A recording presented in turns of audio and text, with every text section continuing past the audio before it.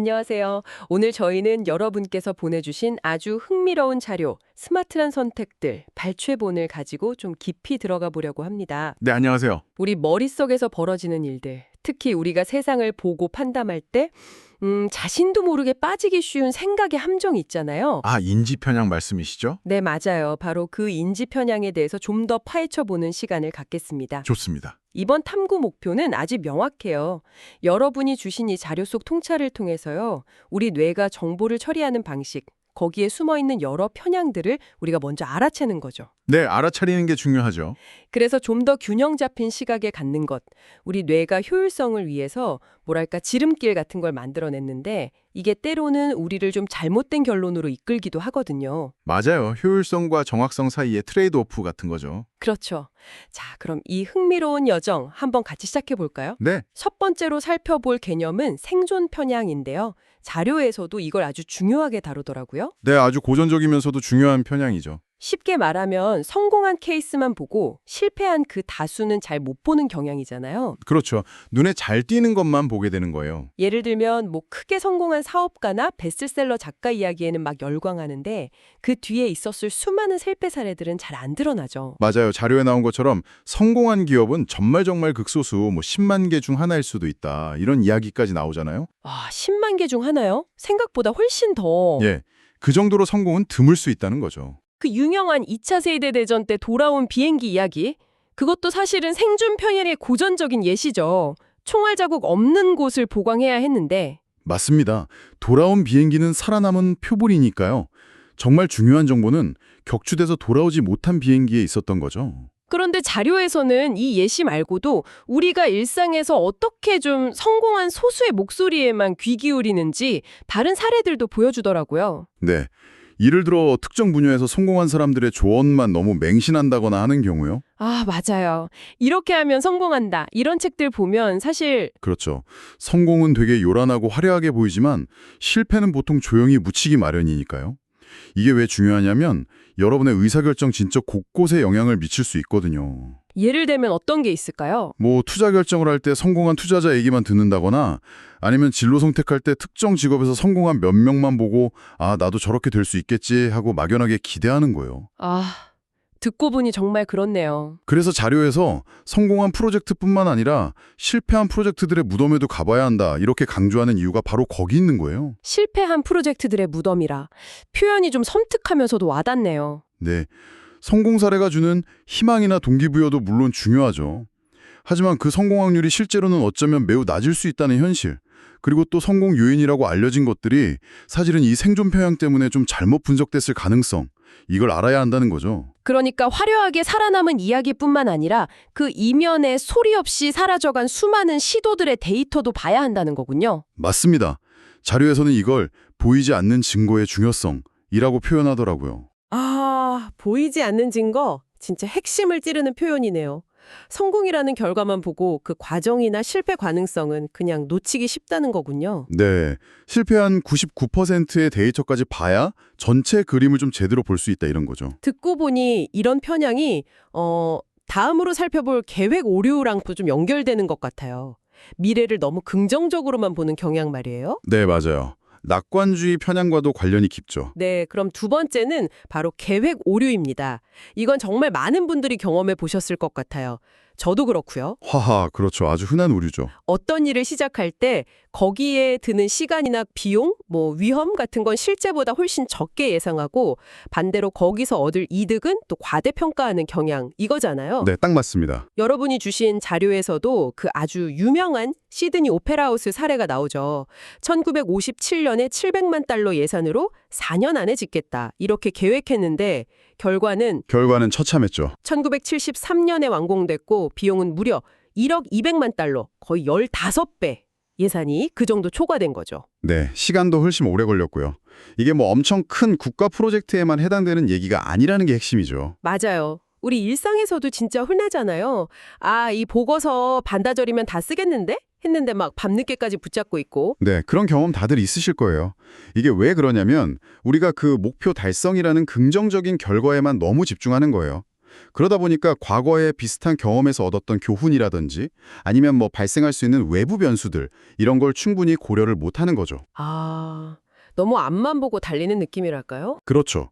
자료에서는 이걸 내부 관점에 치우친 사고라고 설명하더라고요. 내부 관점이요? 네.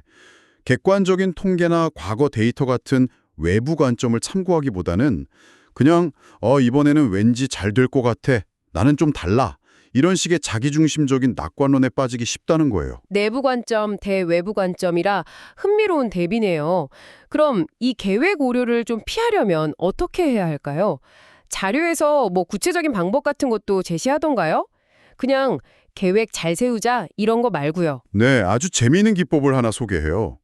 심리학자 게리 클라인이 제안한 건데 사전 부검이라는 방법입니다. 사전 부검이요? 미리 부검을 한다고요? 네, 그렇죠. 프로젝트를 시작하기 전에 팀원들이 다 같이 모여서 이 프로젝트가 미래에 아주 처참하게 실패했다. 이렇게 상상해 보는 거예요. 오, 시작도 전에 실패를 가정한다고요? 네. 그리고 각자 생각하는 그 실패의 원인들을 최대한 구체적으로 적어보는 거죠. 이렇게 하면 시작 단계부터 잠재적인 문제점들을 미리 파악하고 대비책을 세우는데 아주 큰 도움이 된다는 거예요. 와, 이거 진짜 역발상이네요. 잘 될 거야가 아니라 어떻게 하면 실패할 수 있을까를 먼저 고민해 보는 거군요. 맞습니다. 막연한 기대를 좀 현실적으로 점검하는 거죠. 오, 사전 부검이라. 실패를 미리 가정하고 원인을 파헤친다니 진짜 강력한 도구가 될 수 있겠네요. 에이, 설마 잘못되겠어 이런 아니란 생각을 딱 깨주는 방법이니까요. 그렇죠. 한번 적용해 볼 만한 가치가 있습니다. 여러분도 지금 진행 중인 업무나 뭐 개인적인 목표가 있다면 잠시 멈추고 이 사전 부검을 한번 적용해 보시면 어떨까요?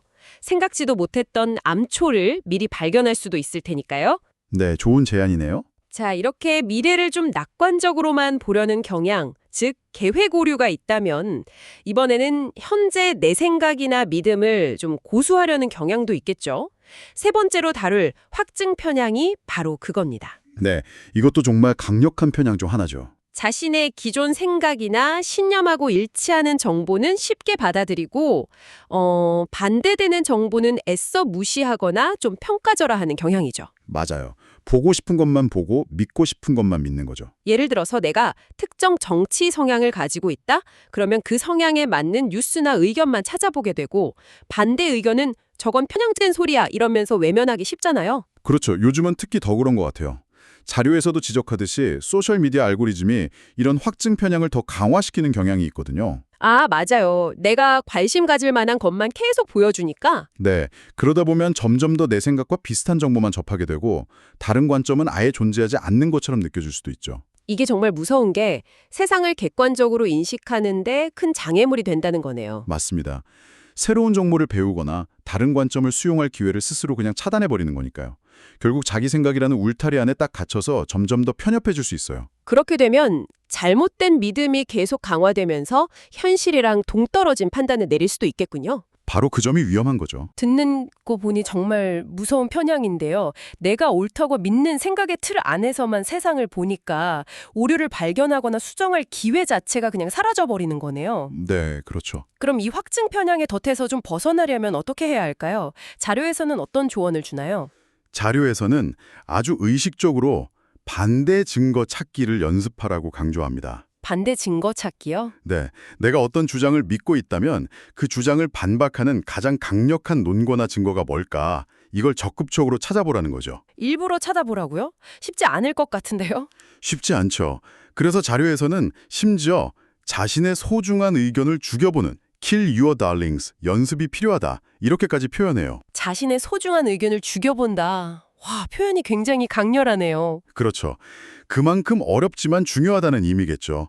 내가 정말 아끼는 생각이나 이론이라 할지라도 만약 그것이 틀렸음을 입증하는 증거가 나타난다면 기꺼이 폐기할 수 있는 그런 지적인 용기가 필요하다는 겁니다. 내 생각과 반대되는 의견을 일부러 찾아보고 경청하는 건 진짜 상당한 노력이 필요하겠네요. 맞아요.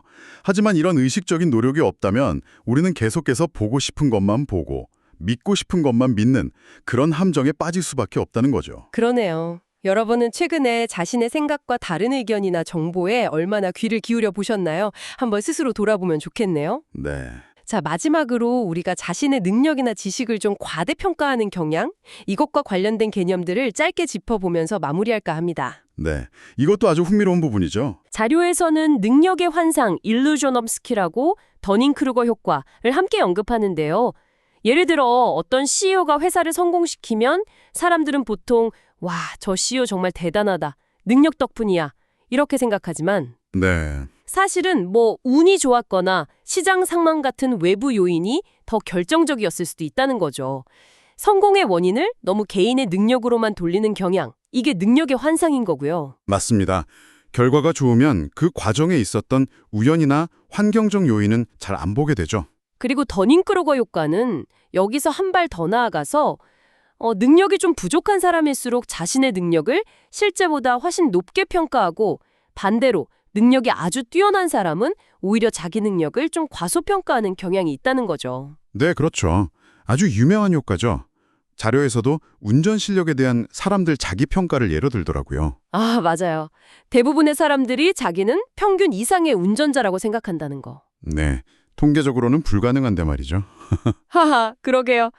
결국 우리는 생각보다 자기 자신을 객관적으로 파악하는 데 좀 서툴다는 거네요. 내가 뭘 알고 뭘 모르는지, 내가 실제로 어느 정도 능력을 가졌는지 정확히 알기가 어렵다는 거죠. 바로 그 점이 핵심입니다. 여기서 얻을 수 있는 교훈은 바로 지적 겸손함의 필요성이에요. 지적 겸손함이요? 네. 내가 아는 것에는 한계가 있고 또 결과에는 내가 통제할 수 없는 운이라는 요소도 상당히 작용한다는 사실을 인정하는 태도죠. 자료에서도 강조하듯이 자신의 능력 범위 서클 오브 컴피턴스를 명확히 아는 것, 이게 현명한 판단의 출발점이라는 거예요. 아, 내가 무엇을 확실히 알고 무엇을 잘 모르는지를 구분하는 능력, 그게 중요하다는 거군요. 네, 그렇습니다. 내가 모른다는 것을 아는 것이 중요하죠. 네, 오늘 저희는 여러분께서 보내주신 스마트한 선택들, 발췌본을 통해서 생존 편향, 계획 오류, 확증 편향, 그리고 능력의 환상과 더닝크루거 효과까지 정말 우리 마음속에 숨어있는 다양한 생각의 함정들을 탐험해봤습니다. 네, 정말 유익한 시간이었네요. 성공 이면의 실패를 보고 계획의 허점을 미리 좀 점검하고 내 생각과 다른 증거를 찾아보고 또 나의 능력을 겸손하게 돌아보는 것, 이런 것들이 오늘 이야기 나눈 핵심 메시지인 것 같습니다. 맞아요. 여기서 중요한 건 이런 편향들이 우리 뇌의 결함이라기보다는 복잡한 세상을 좀 효율적으로 처리하기 위한 일종의 지름길이라는 점을 이해하는 거예요. 아, 지름길이요? 네. 문제는 이 지름길들이 때로는 우리를 좀 잘못된 곳으로 이끌 수 있다는 거죠. 그래서 이걸 완전히 없애려고 하기보다는 중요한 결정을 내릴 때 혹시 내가 지금 이런 편향에 빠져 있는 건 아닐까? 하고 스스로 점검하는 습관, 이게 중요하다는 겁니다. 스스로 점검하는 습관. 네, 자료에서도 자신의 생각을 생각해보는 그런 메타인지 능력을 강조하더라고요. 네. 자신의 생각을 한 걸음 딱 떨어져서 객관적으로 바라보는 연습. 이게 필요하다는 거군요. 그렇죠. 오늘 저희가 살펴본 내용들이 여러분께서 세상을 이해하고 또 더 나은 선택을 내리시는데 조금이나마 도움이 되었기를 바랍니다. 여러분의 소중한 자료 덕분에 정말 흥미로운 탐구를 할 수 있었습니다. 함께해 주셔서 감사합니다. 네, 저도 즐거웠습니다. 마지막으로 여러분께 이런 질문을 하나 던져보면서 마무리하고 싶어요. 오늘 이야기 나는 이런 편향들 외에도 혹시 여러분이 일상에서 이것도 나만의 생각 함정이구나 하고 느끼시는 게 있다면 그건 무엇인가요? 좋은 질문인데요. 그리고 그 함정을 인지했을 때 여러분은 어떻게 대처하고 계신가요? 한번 스스로에게 질문해보는 시간을 가져보시는 것도 좋겠습니다.